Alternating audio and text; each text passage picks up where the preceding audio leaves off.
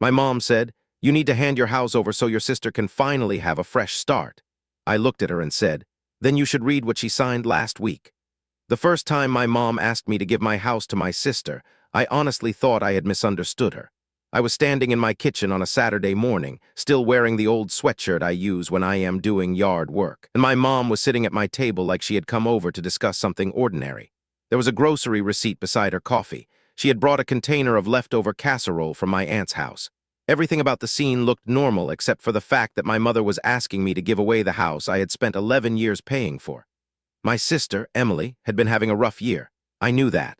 She had separated from her husband several months earlier, and she had moved into a small apartment with her 2 kids. The divorce was not finalized yet. She had a full-time job, but between rent, daycare, car payments, groceries, and everything else, she was barely staying ahead. I felt bad for her. I really did. I had helped her before. I had paid 2 months of her car insurance when she was short on money. I had covered a utility bill after she told me her checking account was almost empty. I had bought school supplies for my nieces and nephew before the school year started. I had never kept track of those things because I considered them family help. So when Mom first brought up my house, I assumed she was going to ask me for some kind of temporary arrangement. Maybe she wanted me to let Emily stay there. Maybe she wanted me to rent it to her cheaply. Maybe she thought I could refinance and help with a down payment. Those ideas were not unreasonable. Then she explained what she actually meant. She thought I should sign the house over to Emily, not sell it to her, not rent it to her, not let her live there temporarily. Give it to her. My first reaction was so confused that I actually laughed. I thought my mom was joking. She wasn't. She explained that Emily needed a fresh start and that I was in a better position to absorb the loss. That was the phrase she used. I was in a better position to absorb it. I looked around my kitchen while she talked. The cabinets were old. The countertops had stains that I could never completely remove. The refrigerator made a strange clicking sound every few hours. There was nothing luxurious about my house. It was a 3-bedroom ranch in an ordinary neighborhood. I had bought it when I was 29. At the time, I had almost no savings left after the down payment and closing costs. For years, I worked overtime whenever it was available. I fixed things myself whenever I could. I learned how to patch drywall from videos. I replaced a toilet because I could not justify paying a plumber for something I could handle. I spent entire weekends painting rooms because paying someone else would have added another $1,000 to the bill. I had finally paid the mortgage down to the point where I could see the finish line. I wasn't rich. I just had something I had worked hard to build. And my mother was sitting at my kitchen table explaining that because I had been responsible with my money, I should hand that thing to my sister. I told her I needed time to think. That was the first mistake I made. Not because I should have immediately refused. I think I should have asked more questions. Instead, I let myself believe there was some reasonable version of this conversation that I had not yet heard. My mom left after another 20 minutes. She took the casserole container with her because she said she had accidentally brought the wrong one. I stood at the front door and watched her walk to her car. I remember thinking that this was probably going to blow over. I was wrong. 2 days later, Emily texted me. She did not ask about the house directly. She asked if Mom had talked to me. I said yes. She responded that she hoped I understood how serious her situation was. That was all. I read the message several times, then I put my phone down. At that point, I still did not think anyone was planning anything behind my back. I thought my mother had gotten carried away. She had always been protective of Emily. That wasn't exactly a secret. Growing up, Emily was the kid who needed help. I was the kid who figured things out. When I was 17, I got a part-time job and started paying for my own gas. When Emily was 17, my parents helped her buy her first car. When I moved out, I bought used furniture. When Emily moved out, Mom and Dad helped furnish her apartment. I noticed those differences, but I never felt angry enough to make them a family issue. At some point, I convinced myself that fairness did not mean everyone got the same thing. Some people needed more help. I could handle myself. That had become part of my identity. I was the dependable one, the one who didn't complain, the one who could be counted on. I didn't realize until much later that being the dependable one can become an excuse for people to keep taking from you. A week after Mom's visit, I had dinner with my parents. Emily was there. Her kids were running around the living room.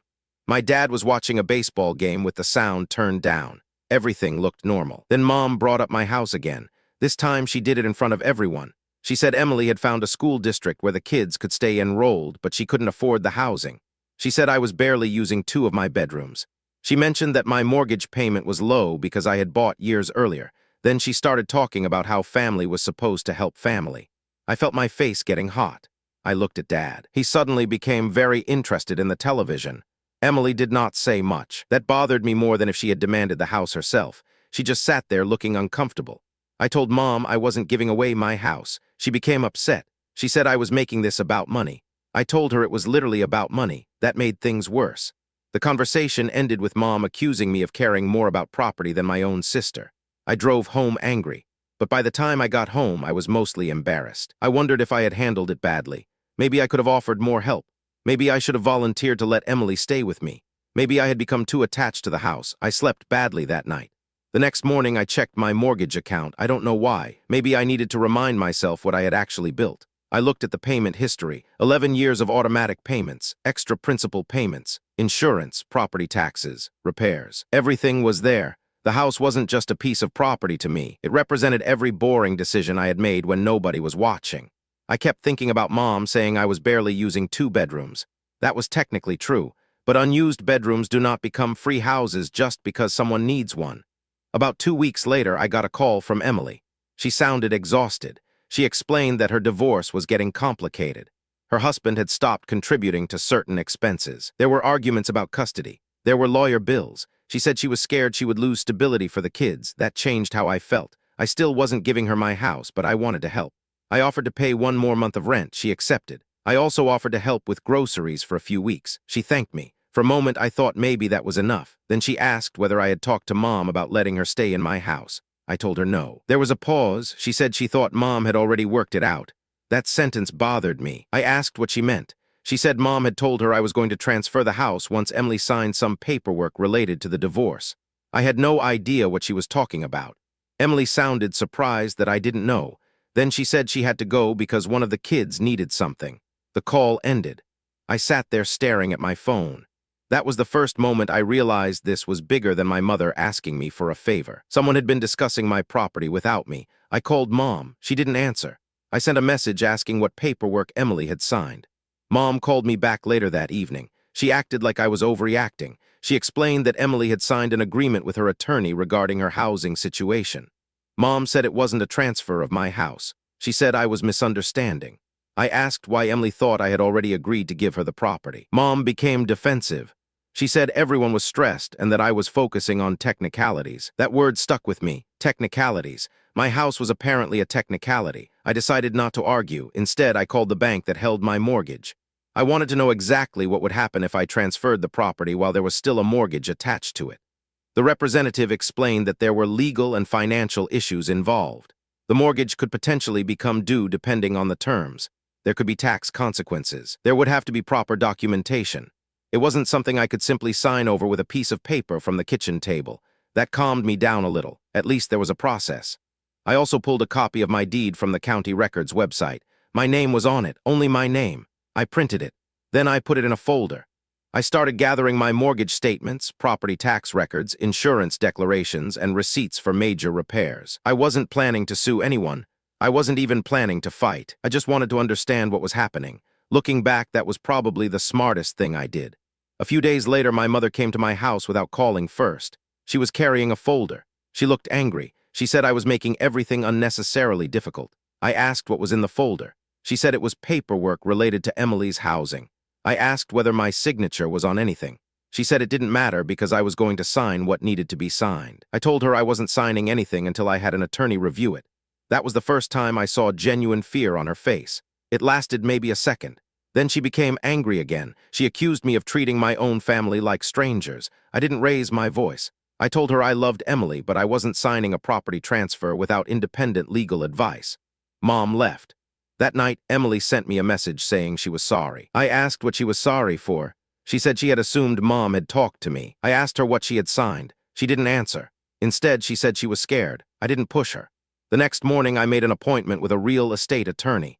I brought the deed, mortgage documents, tax records, insurance information, and everything else I had collected. The attorney looked through the documents. He told me the property was clearly titled in my name. He also told me something else that I had not considered. If another person had been making representations about transferring my property, I needed to be careful about signing anything without understanding exactly what it was. He recommended that I not sign documents presented by family members. He also told me that if anyone had filed something against the property, I should find out. That afternoon, I checked the county property records again. There was no transfer.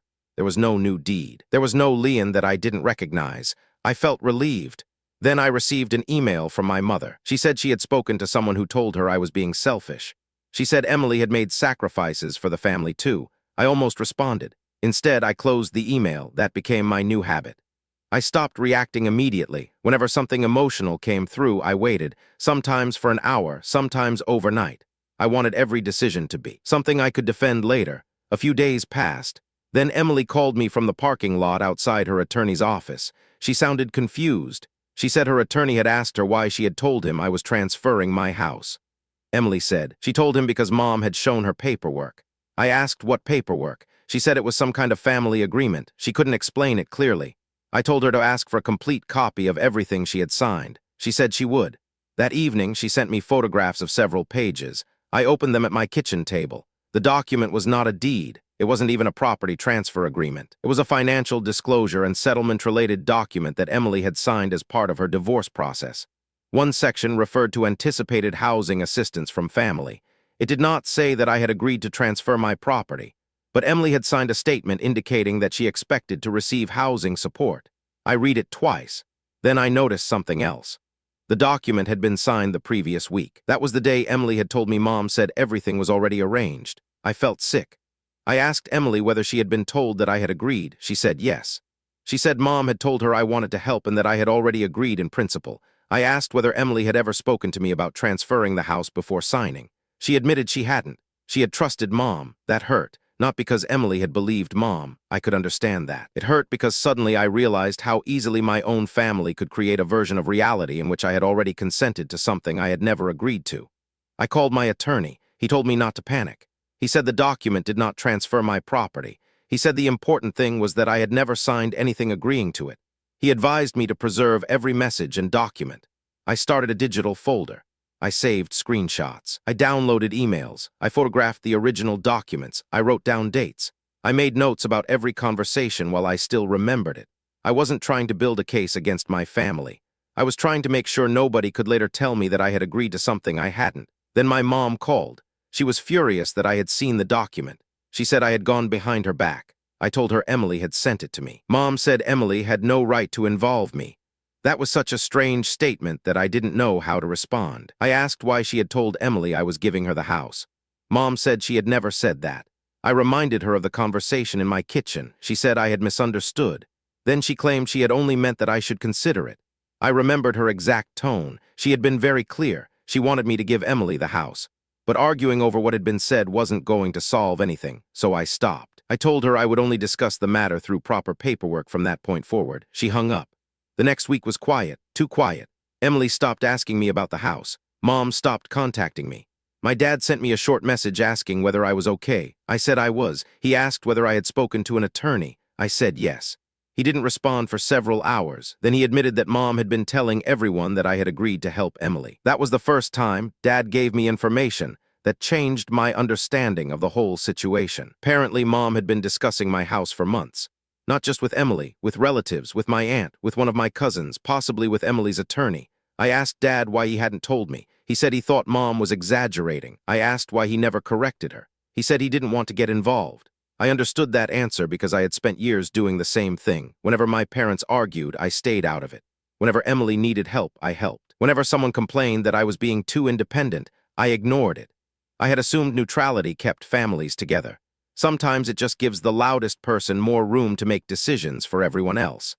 A few days later, I received a letter from a lawyer representing Emily in the divorce. It was not a demand for my house. It was a request for documentation concerning Emily's expected housing arrangement. That was when I realized how serious the situation had become. Someone had represented to her legal team that I was providing housing. I forwarded the letter to my attorney. He responded that I should not communicate directly with Emily's attorney. He would handle it. That made me nervous. I had never been involved in anything like this. I had never been sued. I had never been in family court. I had never had to think about lawyers in relation to my own family. For several nights, I barely slept. I kept imagining some legal nightmare where I had to prove I hadn't promised something. Then my attorney sent a formal response explaining that I was the sole owner of the property and had never agreed to transfer it. He attached a copy of the deed. He also stated that any future discussion involving my property would have to come directly through my counsel. That was it. No dramatic courtroom moment, no police, no screaming, just a letter. And somehow that letter changed everything. Emily called me crying. She said she had not realized how far Mom had taken things. She said she thought I had agreed. I told her I believed her. She asked if I hated her. I told her no. I also told her I couldn't keep fixing problems created by other people. She said she understood. I wasn't sure she did, but I was too tired to keep explaining. A week later, Mom showed up at my house again. This time she brought Emily. I almost didn't open the door, but I did. They stood on my porch. Emily looked exhausted. Mom looked determined. Mom said we needed to resolve the family issue. I told them I was willing to talk, but I wasn't signing anything. They came inside. We sat in the living room. The conversation lasted nearly 2 hours. There was no single explosion. It was more uncomfortable than that. Mom kept returning to the idea that I had more than I needed. She pointed out that I was single. She mentioned that I had no children. She said Emily had 2 kids who deserved stability. She talked about how expensive everything was. I didn't disagree with any of that. I just kept saying that none of those facts gave someone else ownership of my property. Emily mostly cried. At one point, she admitted she had been terrified of losing custody. That made me feel awful. I told her I didn't want her children to suffer. I also told her that giving away my house wasn't the only possible solution. I offered to help her make a budget. I offered to help her find a cheaper rental. I offered to help with a security deposit if needed. I offered to pay for a few sessions with a financial counselor. Mom became angry again. She said I was making excuses. I told her those were real offers. She said Emily didn't need charity. That was the moment I finally understood something. The issue had stopped being about helping Emily. It was about giving Emily an asset. There was a difference. If I gave Emily money for groceries, that helped her survive a difficult month. If I paid a security deposit, that helped her secure housing. If I gave her my house, I would permanently transfer 11 years of work. Those were not equivalent acts of family support. I said that calmly. Mom accused me of putting a price on family. I told her she was the one putting a price on my house. Emily stood up. She said she couldn't do this anymore. She left. Mom stayed for another few minutes. Before leaving, she told me she hoped I would eventually realize what I was doing to my family. After she left, I sat on the couch in the dark for almost an hour. I felt guilty. I knew I shouldn't, but guilt doesn't always care whether you have done something wrong. Sometimes guilt is just the feeling you get when you stop doing what people expect from you. The next morning, I went to work. I answered emails. I sat through meetings. I bought groceries after work. Nobody there knew that my family was fighting over my house. That normal routine actually helped. It reminded me that life was still ordinary. Bills still came. The dishwasher still needed unloading. My car still needed an oil change. The grass still needed mowing. My world wasn't ending. My family was just going through something ugly. Then something happened that I didn't expect. Emily asked to meet me alone. We met at a coffee shop. She looked embarrassed. She told me she had spoken to her attorney again. She had learned that the document she signed did not mean what Mom had told her it meant. Her attorney had apparently assumed the housing assistance would come from me because that was the information Emily had provided. Emily said she felt stupid. I told her she wasn't stupid. She had trusted our mother. I had trusted our mother too. The difference was that I had finally started checking the paperwork. She apologized. I accepted. Then she told me something that made me uncomfortable. She said Mom had been pressuring her for months to convince me to let her have the house. She had been told that I didn't need it. She had been told that I would eventually agree. She had even been told that Dad supported the idea. I asked Emily whether Dad had ever actually said that. She said no.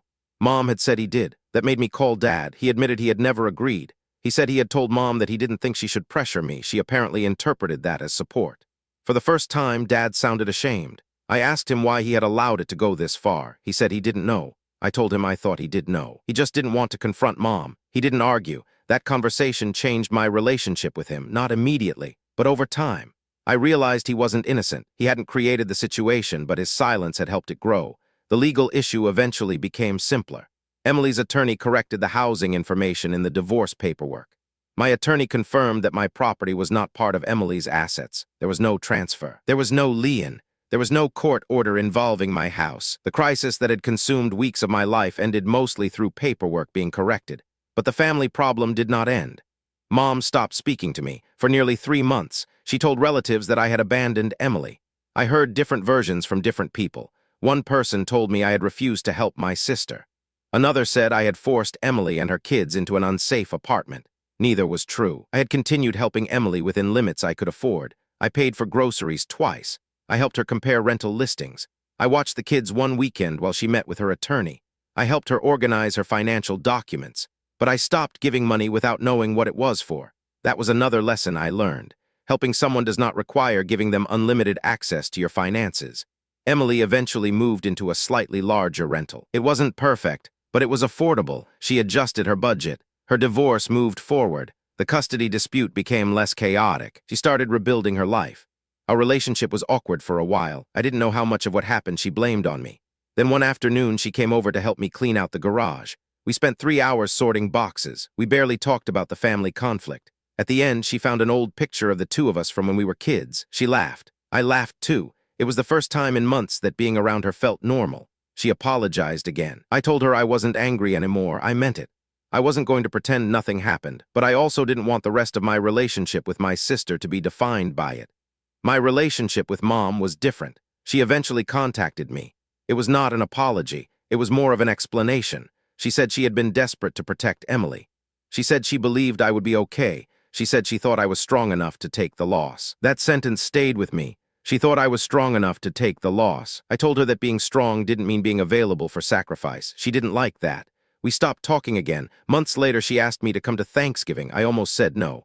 I didn't want another argument, but I went. The house was crowded. My nieces and nephew were running around. Dad was cooking. Mom was busy in the kitchen. For several hours, nobody mentioned my house. Then after dinner, Mom asked whether I had reconsidered helping Emily with a down payment. I almost laughed, not because it was funny, because I realized the pattern was still there. The request had changed. The expectation hadn't. I told her I was not giving Emily a down payment. I said I would help her with a financial plan if she wanted one. Mom became quiet. Emily immediately said she didn't want anyone giving her money. That surprised me. She explained that she had spent months rebuilding her finances and wanted to do it herself. I felt proud of her. Mom looked disappointed, but she didn't argue. That was the first real sign that things might eventually change.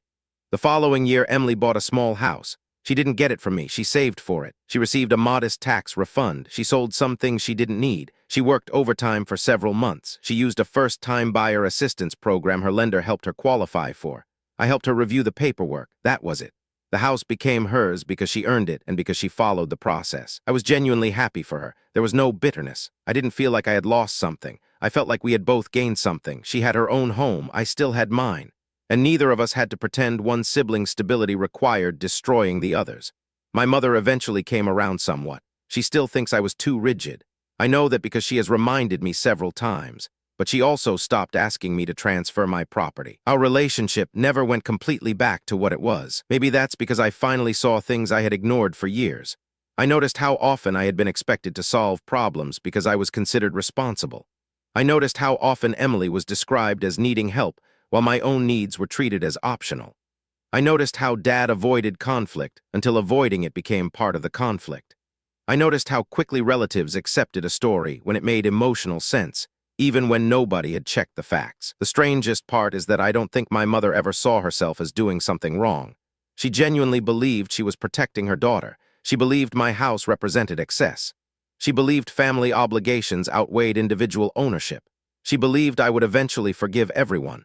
Maybe she was right about the last part. I did forgive them. But forgiveness didn't mean I handed over the keys. It didn't mean I forgot what happened. It didn't mean I stopped checking paperwork. That experience changed how I handle money with family. If someone asks me for help now, I decide what I can afford before I agree. I don't lend money I can't afford to lose. I don't sign documents because someone tells me they are harmless. I don't let family members speak for me. If someone needs to know what I have agreed to, they can hear it from me. And if a legal document is involved, I get independent advice. I wish I had learned that lesson without having to learn it this way. The document Emily signed was eventually corrected through the proper legal process. There was never a transfer of my house. There was never a court order forcing me to give it up. There was never some secret loophole that allowed my family to take it. What almost happened was more ordinary than that. People talked. People assumed. Someone told someone else that something was already agreed upon. A form was signed based on that assumption. Other people believed the story because it sounded plausible, and for a while I was the only person saying that the basic fact was wrong. I had never agreed. That was why the paperwork mattered, not because paperwork is magical. It isn't. It mattered because it gave everyone something objective to look at when memories and emotions started changing. I still have the folder. It sits in a filing cabinet in my office. The deed is there. The mortgage records are there. The emails are there. The screenshots are there. I don't look at them often, but I keep them. Not because I expect my family to try it again, I keep them because that folder reminds me of the moment I stopped assuming that being a good family member meant making myself responsible for everyone else's decisions. A few months after Emily bought her house, she invited the whole family over. I parked outside and carried a box of kitchen supplies I had bought for her. Mom was already there. Dad was helping assemble a piece of furniture. The kids were running around. Emily had made too much food, which was completely predictable. At one point, I stood in her kitchen and looked around. There were boxes everywhere. There were pictures waiting to be hung. There was a cheap dining table that didn't match anything else. It wasn't perfect, but it was hers. She had earned it. She had rebuilt her finances. She had gone through a divorce. She had taken responsibility for her mistakes. And she had done something I had not realized she needed to do. She had stopped letting our mother make decisions for her. Later that night, Emily and I sat outside while everyone else cleaned up. She told me she had been angry with me for a while. I told her I had figured. She said she thought I was choosing a house over her. I told her I had never wanted her to feel that way. She said she eventually realized that wasn't what happened. She said I had been the one person who kept telling her to look at the actual documents instead of what people were promising. That meant more to me than she probably realized. I told her I wished I had done that sooner. She asked what I meant. I told her I should have noticed years earlier that everyone expected me to absorb problems because I was good at absorbing them. She said she had benefited from that. I told her I knew. She looked uncomfortable. Then she admitted that sometimes she had accepted help without asking whether it was fair. I told her I had accepted the role too. We both sat there quietly. There wasn't a dramatic reconciliation. No one cried. Nobody made a speech. We just acknowledged something that should have been obvious years earlier. We were siblings. We didn't need one of us to lose so the other could win. That became the real ending for me, not the lawyer's letter, not the deed, not the moment my mother realized she couldn't transfer something she didn't own. Those things mattered. But the part that mattered most was realizing that I could love my family without surrendering every boundary I had. For years, I thought saying no meant I was selfish. I thought refusing a family request meant I was cold. I thought being dependable meant never making other people uncomfortable. I don't believe that anymore. Sometimes the most responsible thing you can do is make someone uncomfortable before a bad decision becomes permanent. My house is still the same little ranch. The refrigerator still makes that clicking noise. The kitchen cabinets are still old. I finally replaced the countertop because I decided I was allowed to spend money making my own house nicer. I paid off another chunk of the mortgage. I keep the spare bedroom mostly empty, and every once in a while someone makes a joke about how I have an extra room. I just smile and move on. I don't feel guilty anymore. I don't think owning something makes me selfish. I think ownership comes with responsibility, and responsibility includes deciding what happens to the things you worked for. If my sister had needed a place to stay for a few weeks, I would have helped. If she had needed groceries, I would have helped. If she had needed someone to watch the kids, I would have helped. If she had needed advice, I would have given it. But giving someone my house was never the only way to love them. The biggest thing I learned is that manipulation doesn't always look like someone plotting in a dark room. Sometimes it looks like a family member making a sincere emotional argument at your kitchen table. Sometimes it looks like a parent believing they know what is best. Sometimes it looks like paperwork that someone else signed because they honestly thought you had already agreed. Sometimes everyone involved thinks they are doing the right thing. That doesn't make the result fair. When my mom first asked me to give my house to Emily, I thought the conflict was about money. Then I thought it was about family. Then I thought it was about my mother's favoritism. Eventually, I realized it was really about boundaries. I had spent years teaching everyone around me that my needs could wait. The moment I stopped doing that, people reacted as though I had become a different person. I hadn't. I was still the same person who helped Emily when she needed it. I was still the same son who answered my parents' calls. I was still the same brother who wanted my nieces and nephew to be okay. I just stopped confusing love with surrender. And when my mom told me I needed to hand over my house so my sister could finally have a fresh start, I didn't need to yell. I didn't need to threaten anyone. I didn't need revenge. I just needed to look at the document my sister had signed and ask everyone to read what it actually said. That was enough. Because once the emotions were removed, once the assumptions were removed, once everyone stopped talking about what they believed I had promised and started looking at what I had actually signed, the situation became very simple. I had never promised the house. I had never signed it over. I never agreed to give it away. And thankfully, I had enough patience to let the facts speak for themselves.